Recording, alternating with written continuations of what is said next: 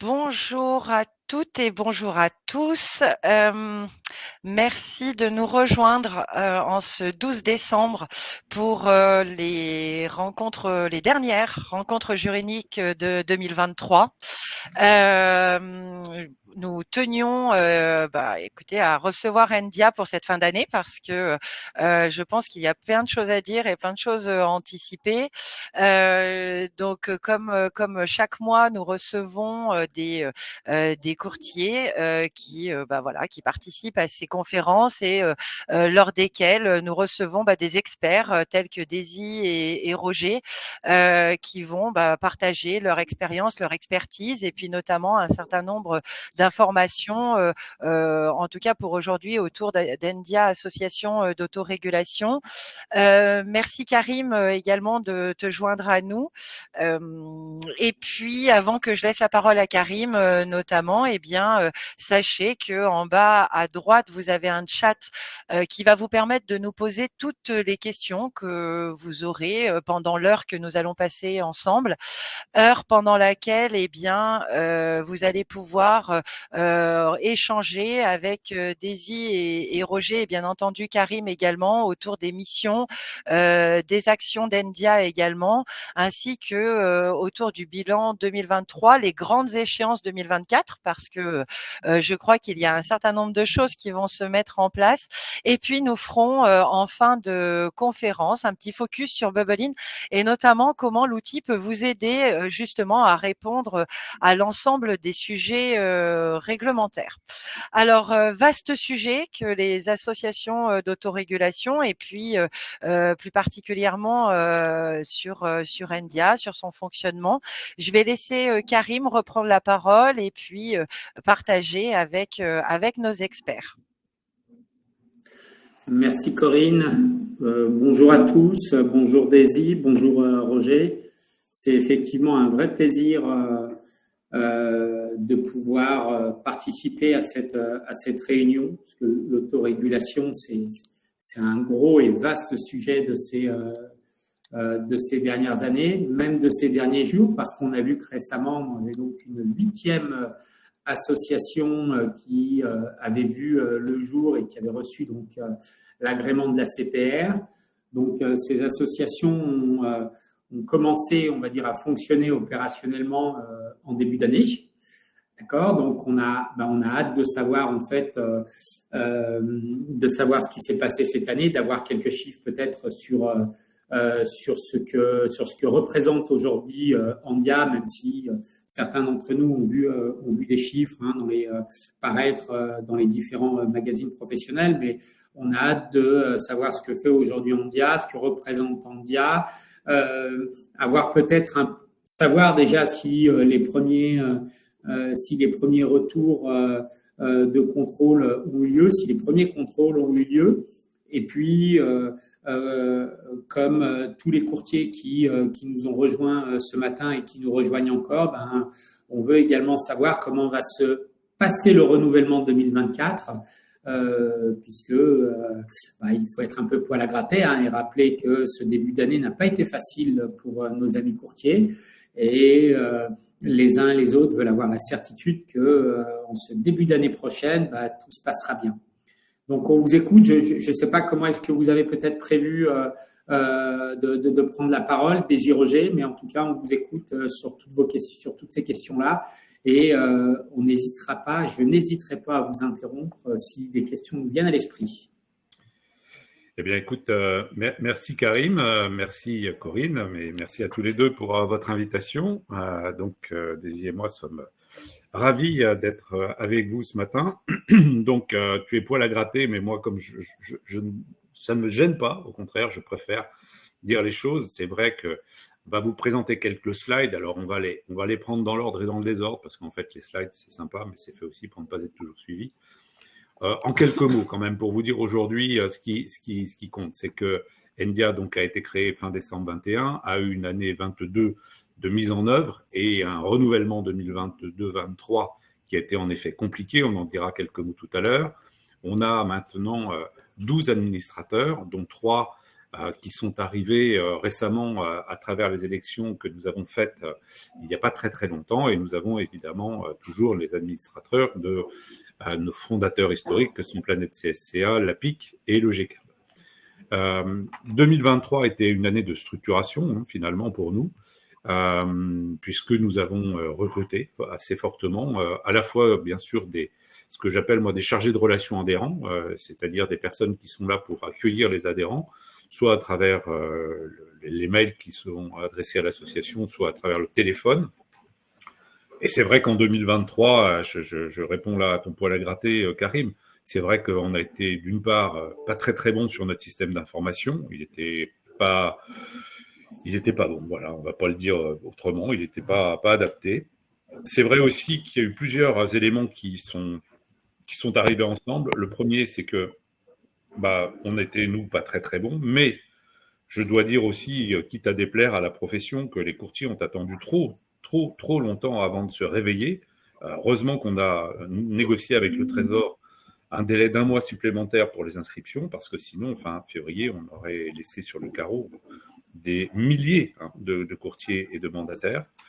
Et puis, c'est vrai aussi que l'Orias a rencontré quelques difficultés. Donc voilà, tout ça mis bout à bout fait que 2023 n'a pas été une année facile. Mais maintenant, c'est derrière nous. Donc, j'ai envie de dire que l'équipe est structurée. On a quasiment 3 personnes à l'accueil téléphonique. Et au moment où je vous parle, il n'y a pas de délai d'attente. On répond à un taux de décroché de 98%. On n'a pas de mail en retard. Et pourtant, vous le verrez tout à l'heure, on a commencé, on a même déjà fortement commencé les renouvellements. Donc voilà, des équipes qui sont structurées avec Daisy qui est au quotidien et qui les pilote tous les jours, des équipes qui sont aussi des équipes juridiques, avec pas mal d'expertise autour de la profession de courtier, distribution en assurance, de mandataire, de distribution aussi de crédit, enfin d'opération de banque, de services de paiement. Enfin, tout ça fait qu'aujourd'hui, Endia est en ordre de marche. Et donc, en ordre de marche, ce qui nous permet aujourd'hui de pouvoir dire que on est la première. Tu peux peut-être passer de slide, Daisy, il ne passe pas. Ouais, voilà. Donc, ce qu'il faut retenir de notre association, au-delà de ce que je viens de vous dire, c'est que, on est vraiment une association indépendante. Je veux dire, le board, c'est que des gens indépendants. Daisy, elle n'est pas courtier. Moi, je ne suis pas courtier. Enfin, en tout cas, je ne suis plus courtier, même si je connais bien ce milieu. On est une association représentative. Vous le verrez tout à l'heure dans les chiffres. On est la première association de France. On représente probablement un peu plus de 30% de part de marché. Il n'y a pas de conflit d'intérêt chez nous. Je veux dire, nous, voilà, c'est une association à but non lucratif. Donc, on verra d'ailleurs l'année prochaine, mais on pense déjà qu'on aura une marge de manœuvre sur les adhésions en 2024-25, parce que notre objet à nous, c'est pas de faire du cash, c'est pas d'avoir des comptes à terme. Et puis, comme je vous l'ai dit en introduction, maintenant, on a une équipe qui est structurée et experte qui nous permet de vraiment de fonctionner déjà depuis plusieurs mois et d'envisager 2024 de manière assez sereine. Alors, en quelques mots, Endia, ses missions, c'est vous accompagner dans tout ce qui est votre conformité. Donc, on vous délivre une attestation d'adhésion annuelle, si et seulement si, bien sûr, vous avez rempli l'ensemble des axes de conformité. On y reviendra tout à l'heure. Notre mission, c'est aussi de vérifier. Alors, on parle de vérification. Le texte de loi, c'est vérification. Karim a employé le terme contrôle tout à l'heure, mais il a raison, c'est du contrôle. Moi, j'ai pas peur de dire qu'on contrôle, voilà, et puis c'est tout. Le tout, c'est que le contrôle soit fait de manière intelligente et qu'il soit pas là pour emmerder les gens, pardonnez-moi un peu cette trivialité. Après, on a beaucoup de demandes d'accompagnement juridique au quotidien pour bon nombre d'entre vous, et donc c'est pour ça qu'on a créé des guides, des mementos, des modèles, des outils, boîte à outils dont on parlera tout à l'heure. Et puis, on a parallèlement négocié des partenariats avec des prestataires qui peuvent être mobilisés pour vous. Nous, ces partenariats, c'est pas pour nous une source de revenus. La logique de base, c'est un partenaire. D'abord, il a pignon sur rue, c'est quelqu'un qui est connu, c'est quelqu'un qui a déjà démontré son efficacité, son professionnalisme. Et puis ensuite, nous, la négociation qu'on mène pour vous, c'est d'avoir des prix négociés, c'est-à-dire soit pas de frais de dossier, soit des remises qui peuvent aller de 10 à 20% en fonction des partenariats que nous avons négociés, que ce soit sur la formation et d'autres sujets, mais sur lesquels Daisy reviendra tout à l'heure. je vois des questions qui se déroulent à droite.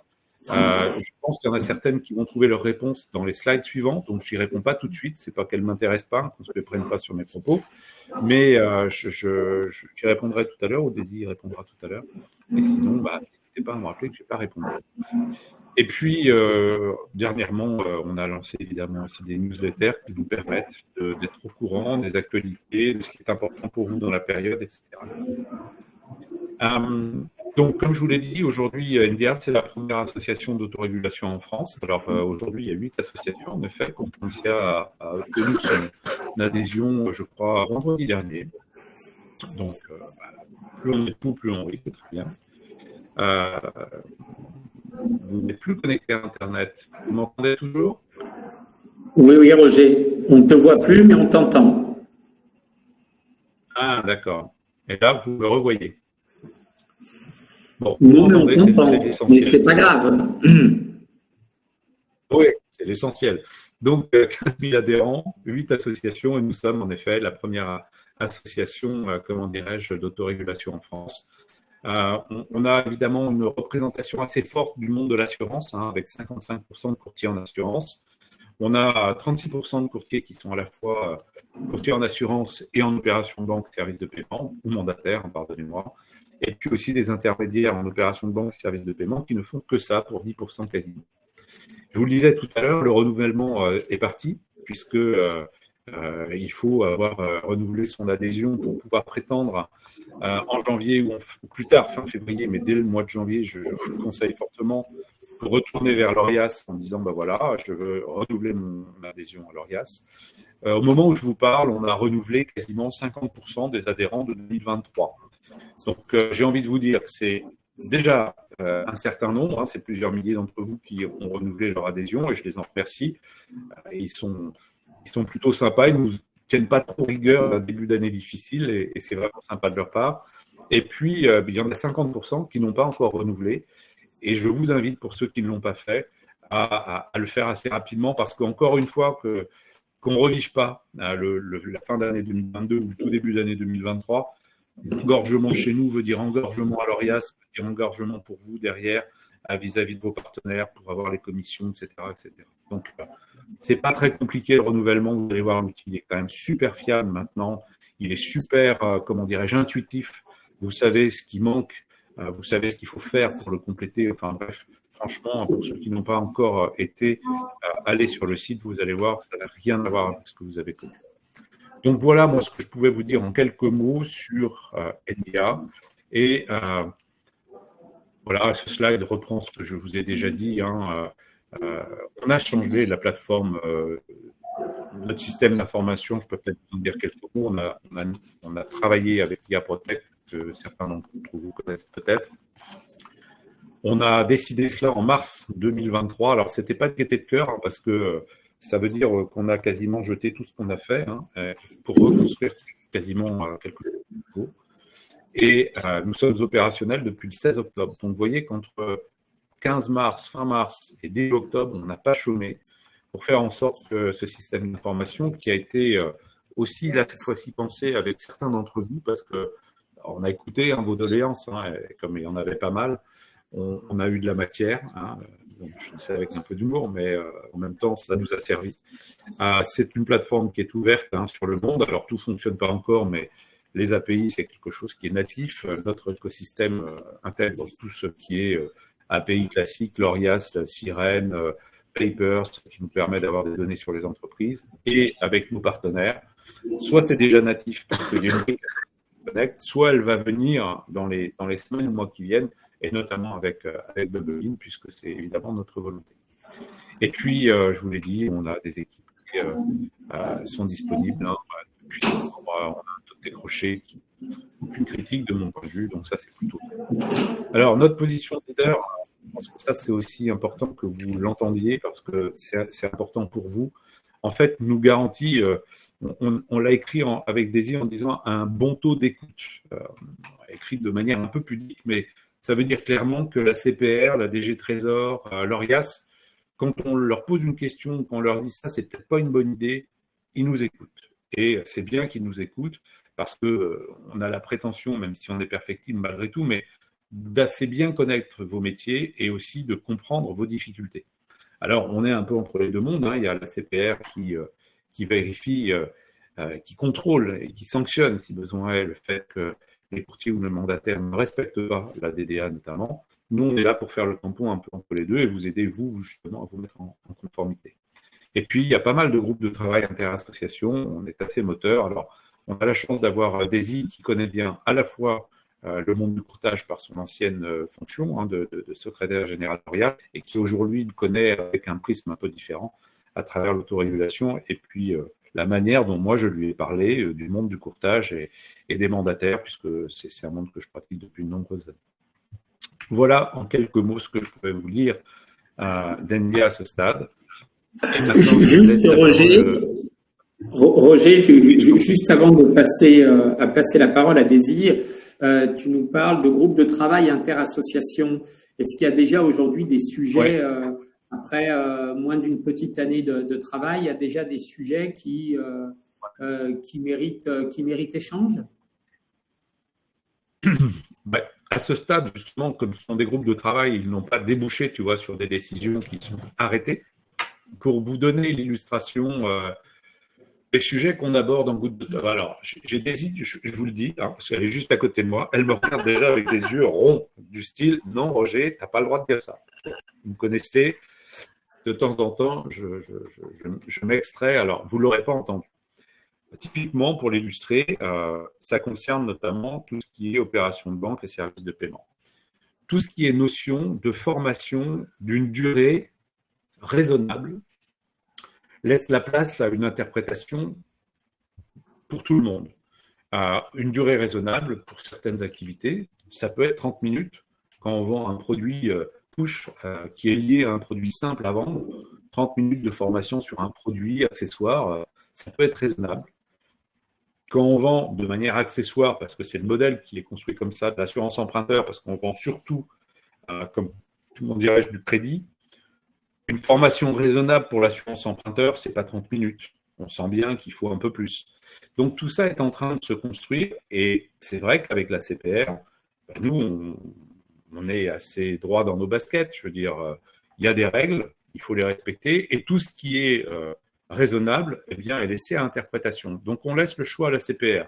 Soit elle clarifie sa position et elle nous dit, nous, en dessous de 2 heures, ce n'est pas raisonnable, mais c'est elle qui l'endosse. Soit elle nous laisse la liberté à nous, associations, de juger sur pièce. Et à ce moment-là, nous, il n'y a pas de limite basse. Alors évidemment, si c'est 10 minutes, c'est non. Mais si c'est une demi-heure, 1 heure, ça peut, pour certaines activités, être considéré comme... C'est typiquement, pour répondre à ta question, Karim, des points qu'on échange avec la CPR ou interassociation, préalablement, et avec la CPR ensuite. D'accord. Est-ce que ça veut dire, du coup, voilà, si on pousse le raisonnement, est-ce que ça veut dire demain, pour garder cet exemple, on a un contrôle à CPR et justement, la CPR nous dit que le temps de formation sur tel ou tel produit a été insuffisant, alors même que Andia a considéré que c'était suffisamment raisonnable. C'est peut-être quelle position on doit adopter à ce moment-là. Enfin, j'imagine que c'est ce que doivent imaginer. La position, elle est simple. Tout ce qui n'est pas interdit est autorisé. Donc, si la CPR ne précise pas ce qu'est la durée minimale légale, entre guillemets, pour une formation donnée, elle ne peut pas en plus ensuite opposer le fait que cette formation ne soit pas suffisante. C'est soit à ce moment-là, elle part d'un principe générique et réglementaire, ou soit alors celui qui fait partie d'un contrôle a enregistré beaucoup de plaintes soit à CPR, soit à la DGCCRF. Et à ce moment-là, ce n'est pas uniquement la durée de la formation qui doit être sans doute corrigée, c'est peut-être aussi la manière de vendre le produit, c'est peut-être, il y a plusieurs choses qui peuvent s'articuler. Donc là, la CPR, après, fait la part des choses. Mais si sur le fond, il n'y a pas une durée minimum légale, il n'y a pas de durée minimum légale. C'est le contrat, tout le contrat, mais rien que le contrat. Voilà, moi, c'est toujours ça que j'ai tenu vis-à-vis de nos autorités de contrôle. Et je pense que quand c'est fait intelligemment, elles savent l'entendre. Il y a des sujets sur les organismes agréés de formation, sur etc., etc. Franchement, on arrive à se faire entendre et ça, c'est plutôt bien. En fait, l'idée, pour reprendre les propos de Roger, c'est surtout de clarifier les points qui sont sujets à interprétation ou d'un groupe à l'autre, d'un courtier à un autre, les réponses ne sont pas les mêmes. Et dans les échanges inter-associations et vis-à-vis de la CPR, c'est surtout cette information qui est remontée de la part d'Endia, sans être plus royaliste que le roi. Ah, voilà, merci.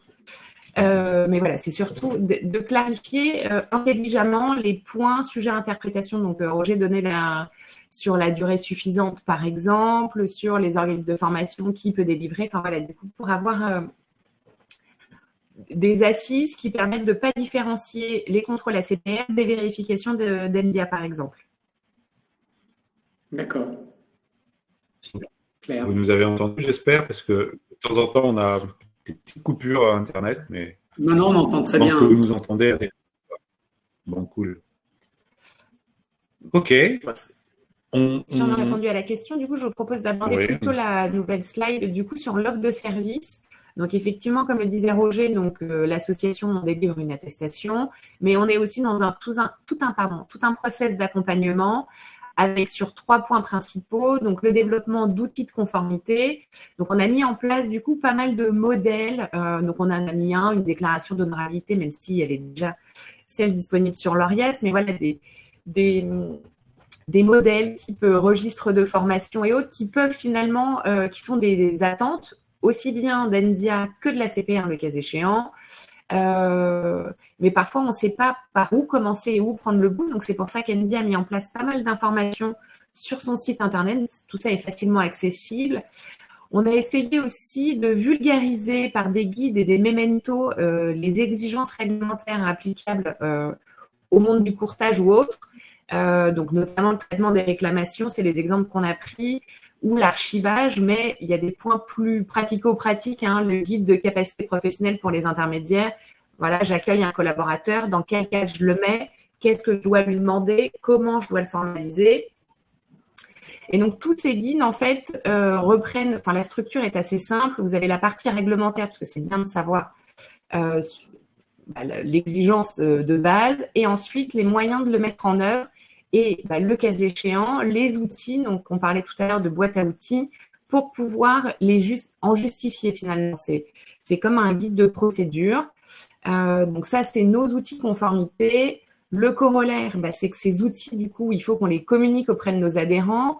Donc, on essaye de multiplier les informations, comme ce webinaire de ce matin, les posts sur LinkedIn, et puis tous nos adhérents reçoivent de façon trimestrielle, donc on en est à notre 4e qui va être adressé la semaine prochaine, une newsletter pour vous informer de nos nouveautés et puis d'éventuels points d'actualité. Et dans nos actualités, ça me permet de rebondir sur mon 3e point, les différents partenariats qu'évoquait Roger tout à l'heure. Donc, on en a développé quelques-uns quand même depuis 18 mois. Donc, la médiation qui était déjà inclue, j'en ai oublié une. Donc, on a effectivement la médiation de l'assurance pour votre activité d'assurance et ANM Conso pour ceux qui ont eu la double activité ou la seule activité d'intermédiaire en crédit. On a bien entendu des partenariats formation, donc initial et continu, que ce soit pour vos collaborateurs ou si vous êtes soumis à la formation continue dite DDA. J'y avais une question tout à l'heure qui ne concerne pas les intermédiaires à titre accessoire au sens du Code des assurances, bien sûr. Des partenariats qu'on a mis dans la case conformité avec Complisoft et Bubblein, bien sûr. Et récemment, des partenariats RC Pro avec Plus Simple pour les courtiers et Verspiren pour les mandataires, puisque du coup, les mandataires peuvent disposer de leur propre RC Pro. Et un volet plutôt externalisation, donc avec 10 PO qui, sur le volet RGPD, qui pour l'histoire du coup est les 2 PO d'Endia. Et l'offre étant très complète, on l'a sollicité pour proposer à nos adhérents un partenariat. Alors, tous ces partenariats du coup n'ont que pour seule vocation de permettre à nos adhérents d'avoir un tarif privilégié pour une offre de qualité. Principalement. Il y a une question à laquelle je pense on peut répondre tout de suite. C'est la question d'Hervé Nancy, qui a eu son attestation ORIAS en octobre 2023. Il a 7 heures de formation sur les 15 heures. Dois-je absolument faire les 15 heures avant le 29 février? Alors, la réponse est oui, mais c'est même pas avant le 29 février, c'est avant le 31 décembre. Donc comme ça, voilà, si vous aviez encore quelques moments de détente prévus dans votre agenda, vous pouvez les consacrer à la formation. Il vous en manque 8. Je suis désolé. Hervé, pour la deuxième Roger, question, c'est pas très très sympa hein, quand même. Et c'est pas sympa, mais je préfère dire les choses. Je veux dire, parce que moi, si Oui, je le vérifie, je vais comprendre pourquoi ils m'en acceptent. Et globalement, ça va bien se passer. Mais si c'est la CPR, ça va pas bien se passer. oui. Donc Alors, c'est pour ça qu'il faut mieux dire les choses alors moi, j'ai eu en une réalité. question cette semaine d'un de nos utilisateurs Bubblein qui effectivement a réalisé ses 150 heures de formation pour devenir courtier en 2023. Qui a créé sa structure en 2023 et qui a été oriacée en septembre de mémoire. Est-ce que cette personne doit réaliser ses 15 heures de formation? Oui. Alors d'abord, je vais laisser Daisy répondre et je vais pas dire la même chose derrière. Donc ça va être super pour Ah vous. d'accord. Alors, eh bien, non, c'est une question monsieur, pour laquelle je pense connaître la réponse, mais il y a certains de nos auditeurs, je suppose, qui sont dans cette situation et qui peuvent s'interroger. en fait, il y a le texte et la logique. Le texte ne prévoit pas de dérogation de dérogation sur les 15 heures. C'est par année civile. Donc, on démarre son activité en janvier, en juillet ou même au mois de décembre, étant entendu qu'il faut être oriacé. Voilà, quelqu'un qui démarre son activité en décembre et qui est immatriculé du coup à l'ORIAS au mois de janvier. Donc là, c'est un autre sujet. Et le texte ne prévoit pas de dérogation pour ceux qui ont suivi les 150 heures ou pour ceux qui viennent d'être fraîchement diplômés. Il n'y a pas de dérogation. Alors, il n'y a pas de dérogation, ça, ce sont les textes. Maintenant, dans la vraie vie, comment ça se passe? Nous qui avons commencé, on vous en dira quelques mots tout à l'heure, des vérifications auprès d'un peu plus d'un millier d'entre vous. Le vrai sujet de notre profession, enfin de votre profession, et nous par adhésion et par capillarité, c'est le non-respect, pour ce qu'on en a vu à ce jour, des 15 heures de formation réglementaire, voire des 7 heures de formation réglementaire, si on fait des opérations de banque et de paiement, en plus éventuellement des formations complémentaires. Le sujet, c'est quoi? C'est que déjà, les 15 heures, elles ne sont pas faites. Donc, je veux dire, si vous avez fait 150 heures dans l'année, bah, c'est bien. Et franchement, nous, on ne va pas vous ennuyer en vous disant il aurait fallu en faire 165. Mais franchement, déjà, faites les 15, quoi.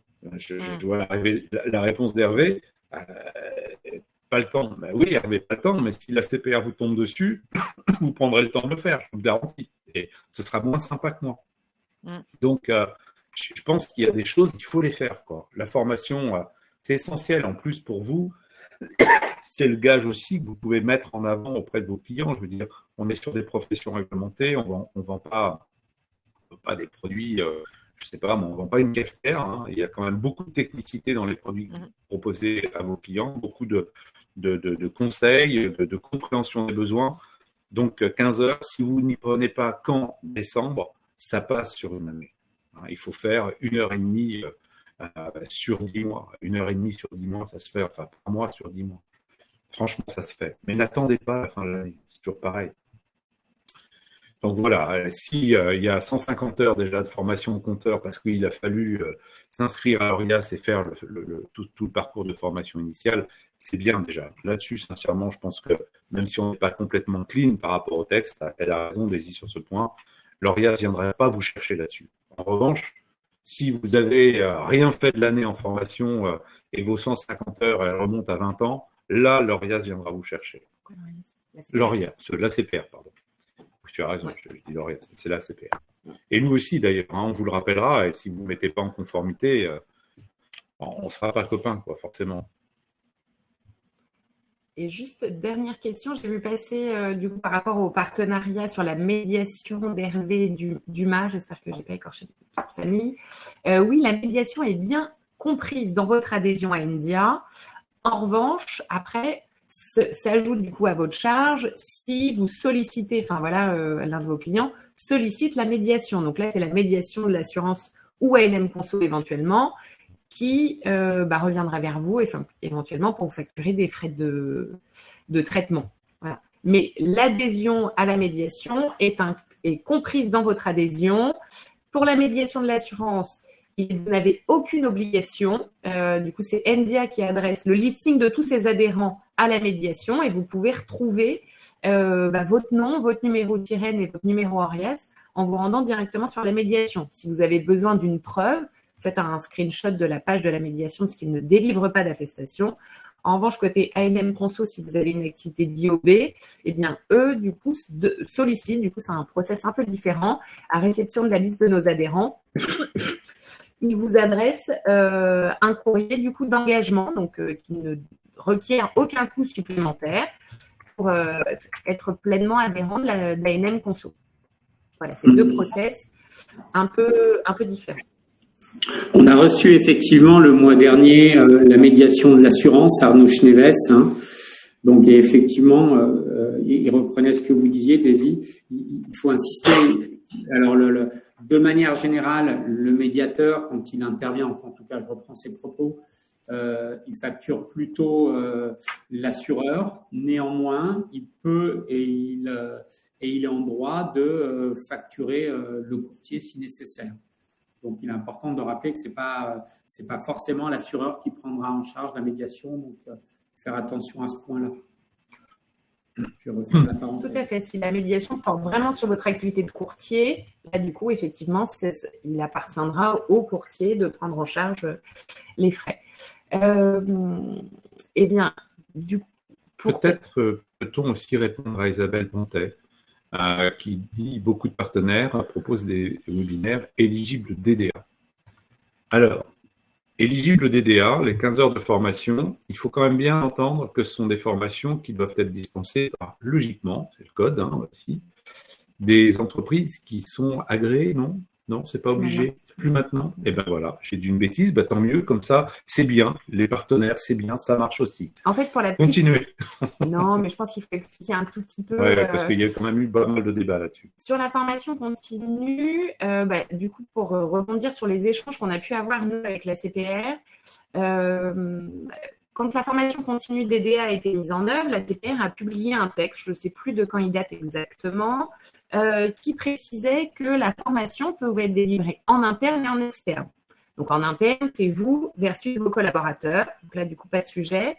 Et en externe, il était précisé dans un petit paragraphe sur une grande page de texte que la formation externe ne pouvait être délivrée que par des entreprises d'assurance, non, que par des organismes de formation. Donc, Dixit, le Code du travail, sur le fait que les actions de formation ne peuvent être délivrées que par des organismes extérieurs, et notamment des organismes de formation.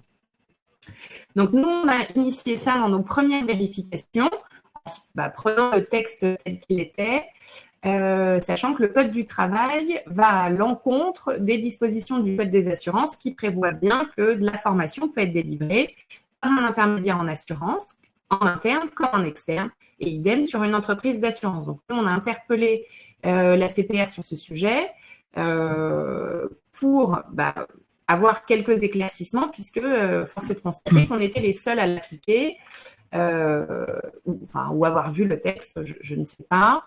Et finalement, la CPR est revenue sur ce paragraphe en indiquant que la formation, même en externe, peut être délivrée de la même façon par une entreprise d'assurance et un organisme de formation, bien sûr, et un intermédiaire en assurance peut former en externe, donc pas seulement ses collaborateurs, mais par exemple, un courtier peut former ses mandataires. Voilà. J'espère que vous nous entendez toujours. Vous nous entendez? Oui, très bien. Oui, très très bien, c'est très clair. Voilà, c'est pour éclairer un peu ce point sur la formation. Ça fera on mettra un petit encart dans la newsletter pour ceux qui la reçoivent et la parcourent. Donc, pour reprendre le fil, sur la slide qui vous est présentée, c'est notre nouvelle plateforme dont on n'est pas peu fiers, où vous retrouvez notamment à droite toutes les informations principales. Donc, vous retrouvez la fois aux questions, les différents partenariats qu'on vous propose, avec les liens une fois que vous cliquez, pour aller vous rendre sur le site de nos partenaires. Et plus bas, vous retrouvez des articles, des sujets d'actualité pour aussi bien de façon opérationnelle. Donc là, c'est vrai qu'on est en plein renouvellement sur comment je me renouvelle, mais aussi sur, je ne sais plus ce qu'on a mis, sur les formations complémentaires pour les intermédiaires en crédit, puisque c'est un vaste sujet qui nous occupe beaucoup en ce moment. Donc voilà. Donc finalement, cette nouvelle plateforme vous permet de prendre de l'information beaucoup plus facilement qu'hier. Et donc sur cette information, sur les éléments qui étaient détaillés tout à l'heure, donc il y a des guides pédagogiques, les différents justificatifs qu'on est susceptible de vous demander, sachant que je le rappelle, à l'adhésion, on collecte de l'information et ce n'est qu'au moment des vérifications qu'on va vous demander les justificatifs de vos déclarations.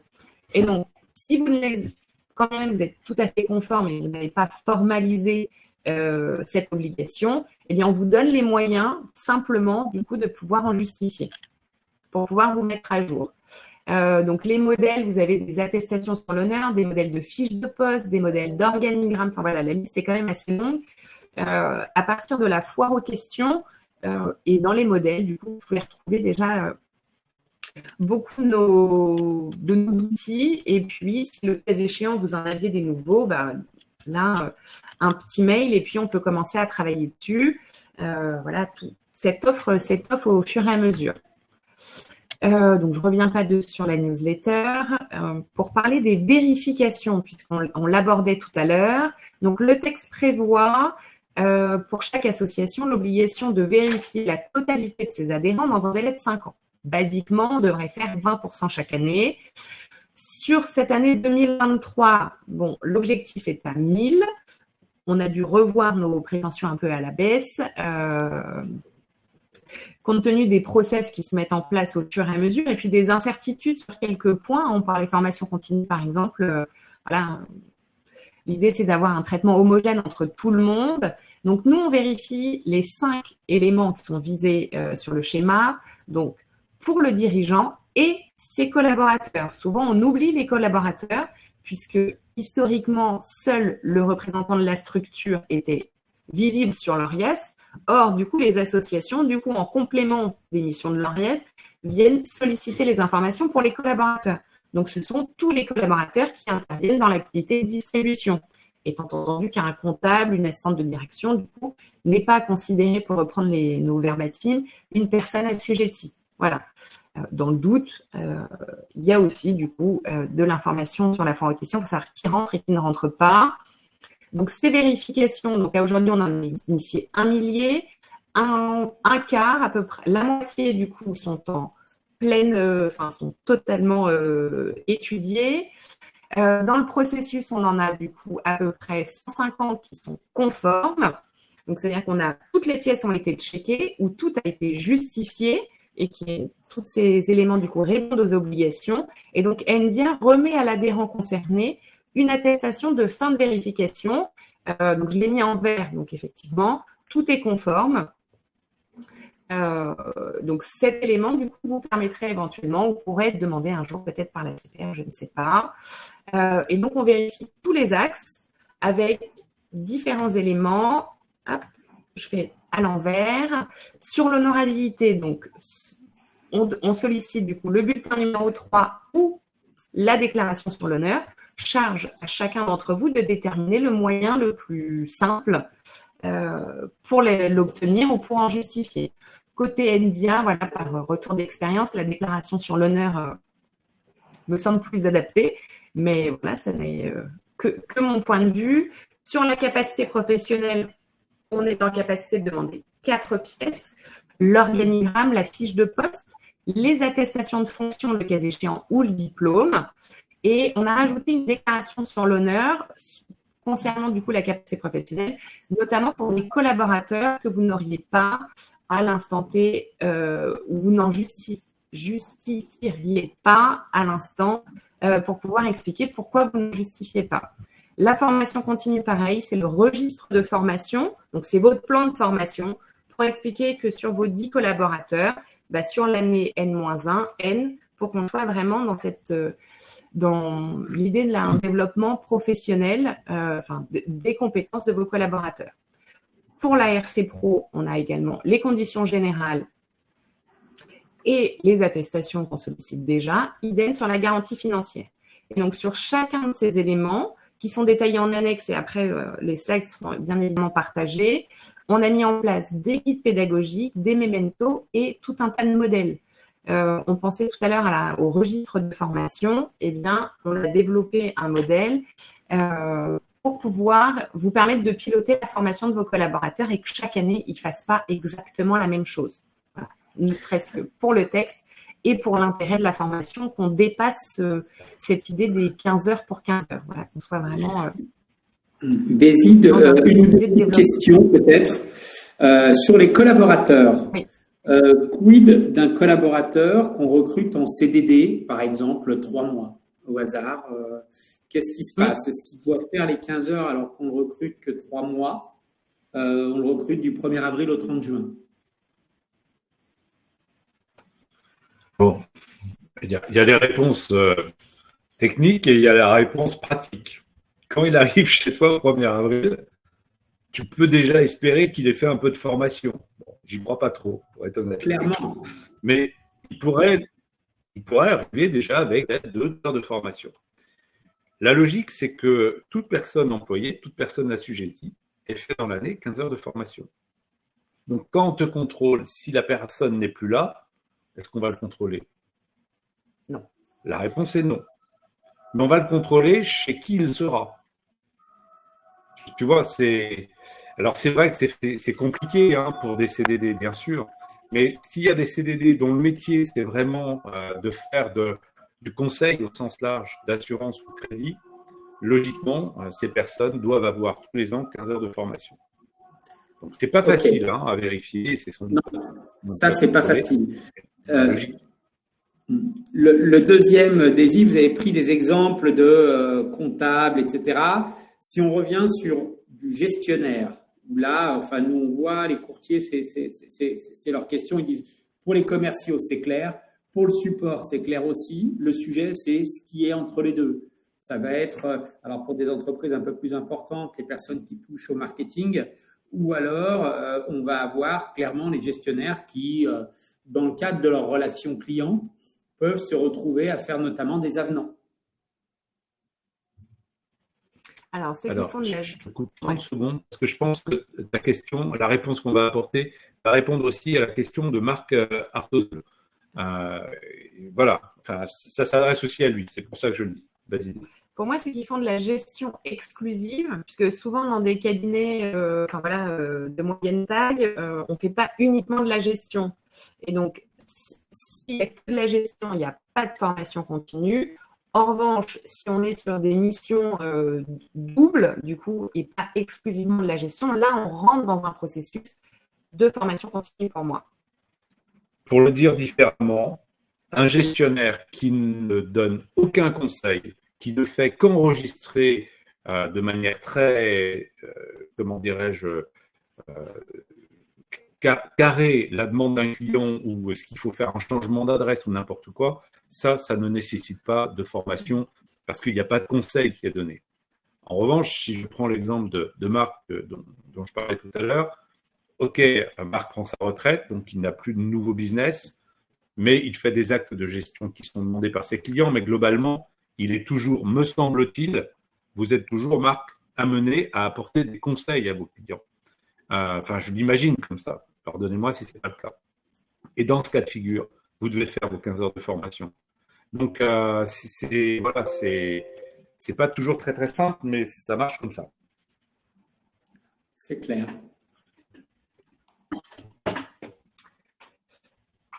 Et donc, à l'envers, pour reprendre sur le schéma de la vérification, pour ceux qui sont dans les tuyaux d'une vérification ou qui le seront l'année prochaine, enfin voilà, ou dans les mois à venir, en fait, la vérification est initiée sur un panel d'adhérents qui est proportionnel à notre population d'adhérents. Donc, forcément, si vous faites, comme on a à peu près 60% d'adhérents qui ne font que de l'assurance, ils sont forcément surreprésentés dans nos vérifications. Voilà, c'est par souci de cohérence. Donc, on vous informe de la vérification. Cette information, du coup, se fait par mail ou éventuellement par téléphone. puisqu'on se rend bien compte dans les vérifications qu'on a menées jusqu'alors, cette mission des associations n'était pas tout à fait encore bien appréhendée, avec un sentiment pour certains de devoir redonner des pièces qu'ils ont déjà données maintes et maintes fois. Hein. Donc, voilà, pour bien préciser qu'on vient sur des… On vous sollicite, pas pour juste vous solliciter, mais vraiment pour aller en profondeur sur les déclarations que vous avez faites. Le corollaire, c'est qu'on vous invite aussi à mettre à jour votre espace adhérent. Donc, pour reprendre la question, Karine, sur le CDD, si vous l'aviez déclaré au mois de juin, parce que c'est au moment où vous l'avez intégré, mais au moment où nous, on vous vérifie, votre collaborateur ne fait plus partie de vos effectifs. Du coup, donc voilà, au mois de janvier, ce CDD est parti. L'idée, c'est d'aller le mettre à jour et que ni vous ni nous ne perdions notre temps sur des collaborateurs qui ne sont plus là. Voilà. Ça peut être des départs, enfin pas que des CDD, voilà, des alternances qui se sont terminées. Enfin, voilà, il y a plein de possibilités. Les statuts d'NDIA prévoient la transmission des justificatifs dans un délai de 15 jours. Ah, il y a un petit souci.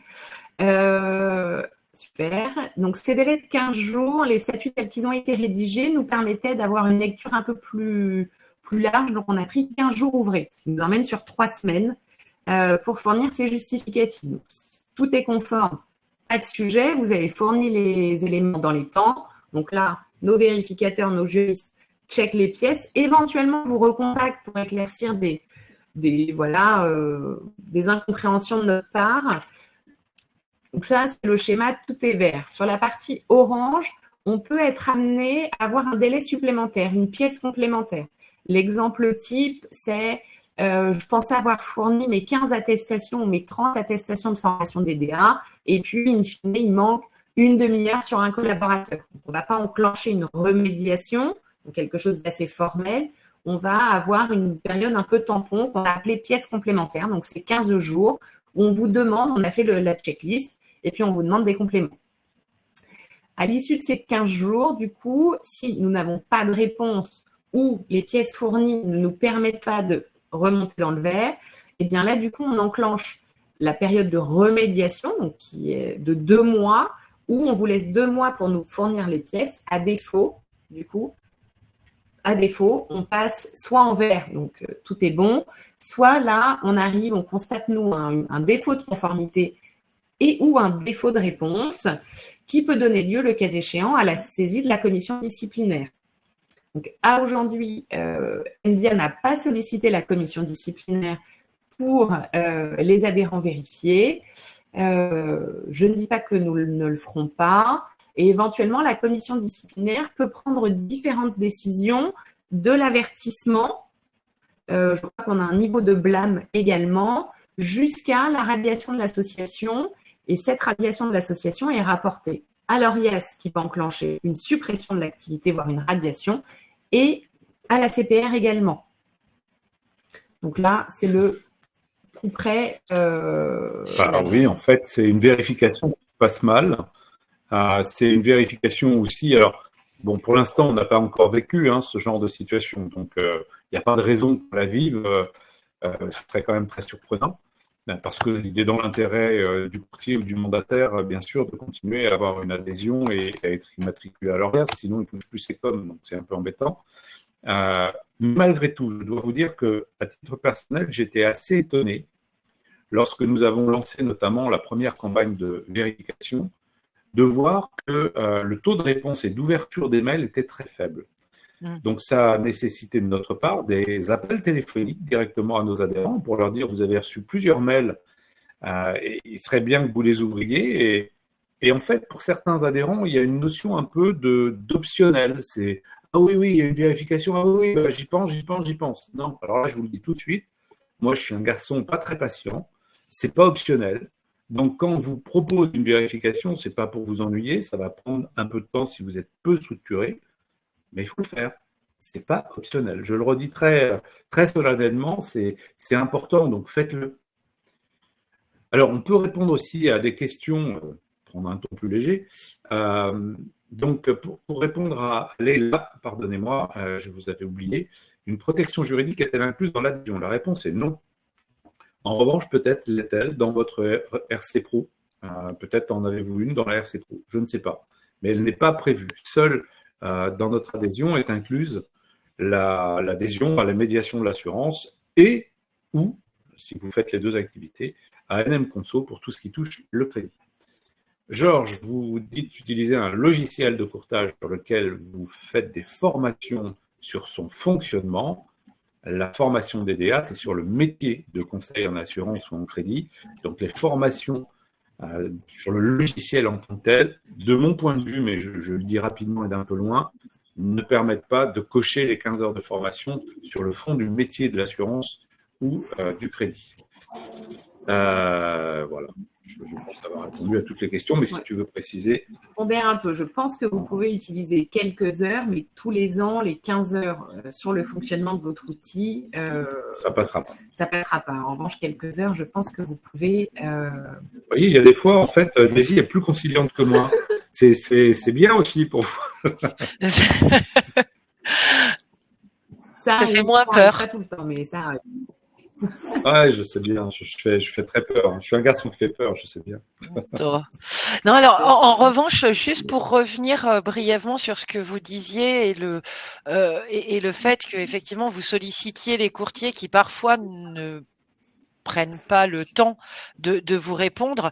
C'est vrai que ce qu'on peut inviter, enfin dire à nos auditeurs, c'est que, comme disait Roger, comme tu le rappelais, Daisy, c'est que l'association NDIA, c'est une association de courtiers qui est là pour les accompagner et qu'on n'est pas simplement dans un environnement optionnel, et qu'aujourd'hui notamment, et c'est une des raisons pour lesquelles on a mis en place un partenariat entre Bubblein et NDIA, c'est que Bubblein est aussi là pour vous aider à gagner du temps, parce que dans Bubblein, vous avez, on en parlera brièvement tout à l'heure, un environnement avec un coffre-fort conformité dans lequel vous allez pouvoir intégrer tous vos documents, etc., etc. Donc l'objectif, c'est aussi justement de vous accompagner, en tout cas pour pouvoir répondre aux attentes de votre association d'autorégulation. Mais tu fais bien de le dire, Corinne. En fait, bon, moi, de temps en temps, j'aime bien être taquin, comme ça c'est un peu plus vivant aussi. Mais la difficulté que rencontre une grande partie, finalement, de votre métier, parce que vous êtes malgré tout des petites structures dans l'ensemble, c'est la documentation de ce que vous faites. La plupart d'entre vous font la formation, je n'ai pas de doute sur leur qualité à écouter et à bien formaliser le conseil du client. Mais la formation, il faut la documenter. L'idéal, c'est de se dire en début d'année, bon, moi, il faut que je fasse 15 heures, ou mes équipes, il faut qu'elles fassent 15 heures. C'est quoi le plan de formation que je peux imaginer, déjà moi, dirigeant, ou avec elles, qu'est-ce qu'il leur faut comme formation par rapport à ce que j'attends d'elles dans le métier et la fiche de poste dont vous parlez, Daisy, tout à l'heure, sur lequel vous avez des exemples sur notre site. Donc ça, c'est la première étape. Et ensuite, le plan de formation étant rédigé, là, la CPR, déjà, vous avez coché 50% d'un contrôle correct. Un plan de formation, des attestations de formation qui vous permettent de démontrer que pour les collaborateurs, tout cela a été fait dans les temps, vous ne serez pas ennuyés.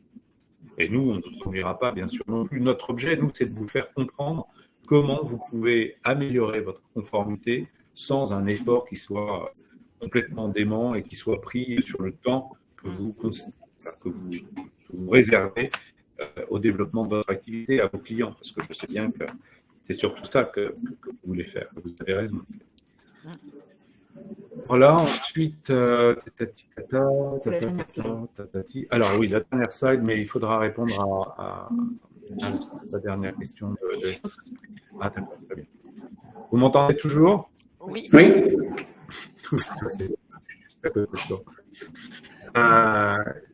Donc, quelles sont aujourd'hui les étapes immédiates, les actions immédiates que nous faisons? D'une part, je vous l'ai dit, on est vraiment sur la période de renouvellement de l'adhésion, parce que pas de renouvellement d'adhésion, pas d'attestation d'adhésion et pas de renouvellement à l'ORIAS, c'est vraiment essentiel. Donc nous, par rapport à cela, on a évidemment mis tout en œuvre, selon nous, pour que ça se passe bien. Une fois que vous serez renouvelé chez nous, eh bien, avec l'ORIAS, Ça se passe plutôt bien. Hein. Je vous l'ai dit tout à l'heure, Jessie connaît bien le mode de fonctionnement de L'Orias, puisqu'elle y a été de nombreuses années avant de rejoindre India. Et puis, nous entretenons avec L'Orias d'excellentes relations, que ce soit avec son secrétaire général ou avec son président. Et donc, on est en capacité à faire en sorte que ça se passe bien pour vous. Il vous restera bien sûr à envoyer votre chèque de 25 €, l'attestation RC-Pro que vous demandez toujours L'Orias, tout ça, ça fait partie du schéma classique. Mais si vous avez votre attestation d'adhésion India, ça vous facilitera bien évidemment beaucoup plus les choses. Et je rappelle, c'est obligatoire, hein, de toute manière. Qu'est-ce qu'on a comme autre question tout à l'heure? Bon, j'y reviendrai après. Ensuite, nos actions pour le début d'année 2024, c'est la relance de la mise en conformité. On vous l'a dit, il y a 1 millier d'entre vous qui faites l'objet aujourd'hui de vérification. Donc, il faut vraiment qu'on termine ce premier jet. Ça nous permet aussi, avec vous, hein, de voir ce qui marche et ce qui marche moins bien. Mais de grâce, pour ceux qui en feraient, qui seraient en ce moment vérifiés, faites en sorte que ça se passe bien pour vous et pour nous. Hein, c'est gagnant-gagnant. Ensuite, Daisy vous l'a dit, on a une obligation de vérifier tous les ans 20% de nos adhérents. Donc, ça veut dire 3000 en gros par an. Donc, 3000, vous voyez, c'est pas rien. Bon, je pense que là, on va grandir, hein, et on va gagner en fluidité ensemble parce qu'il n'y a pas de raison que ça ne marche pas. C'est pas incontournable à faire. Et puis après, on va rentrer tout au long de l'année 2024 dans un des rôles aussi de notre association, de donner, et de donner, parce que c'est une obligation à la CPR, eh bien, des éléments statistiques qui représentent votre activité.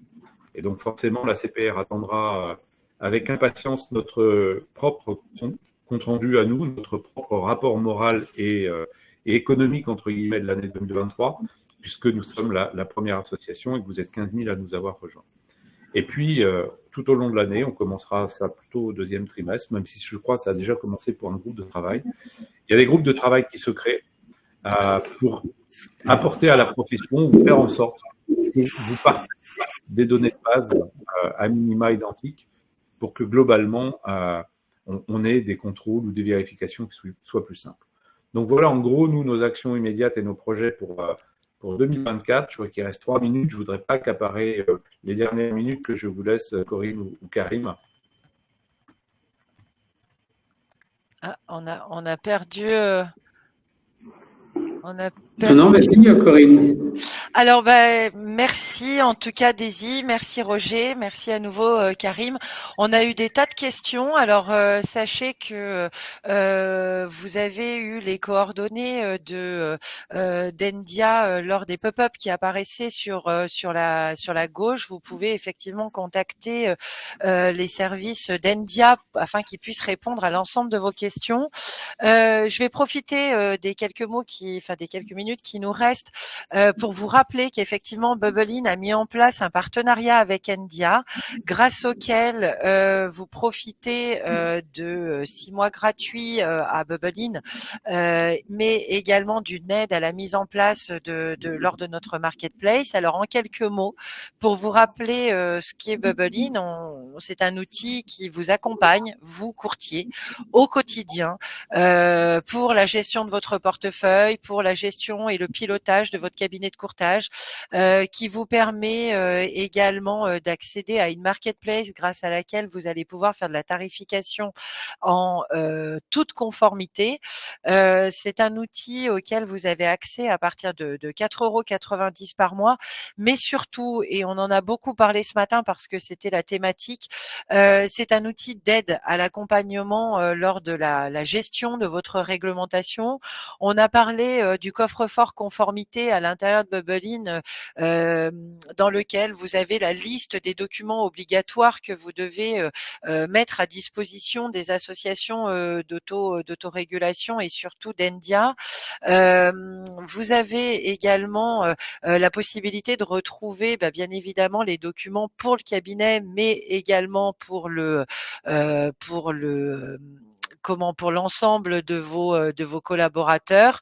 Ce qui est important, à notre sens aujourd'hui, c'est l'un d'entre vous qui le précisait, c'est que vous êtes extrêmement sollicité, vous avez beaucoup de choses à faire et que l'ensemble des outils qui sont mis à votre disposition par Bubblein ou encore par Endia sont justement des outils facilitateurs. Donc vraiment, il est extrêmement important de vous en servir, de solliciter les services d'Endia, les services de Bubblein pour justement vous accompagner lors de la gestion de votre cabinet de courtage. On a parlé tout à l'heure des replays et pour répondre à Patrick, oui, il va y avoir un replay auquel vous aurez accès notamment directement dans Bubblein. Donc, n'hésitez pas, encore une fois, à nous contacter, à nous solliciter. Et puis, bah, écoutez, c'est 12:01, donc de mon côté, je vais vous remercier encore une fois tous parce que vous avez été encore une fois extrêmement présents. Merci Daisy, merci Roger, et puis je vais vous laisser les mots de la fin, du coup. Bah, on a tous faim, non? C'est pas ça.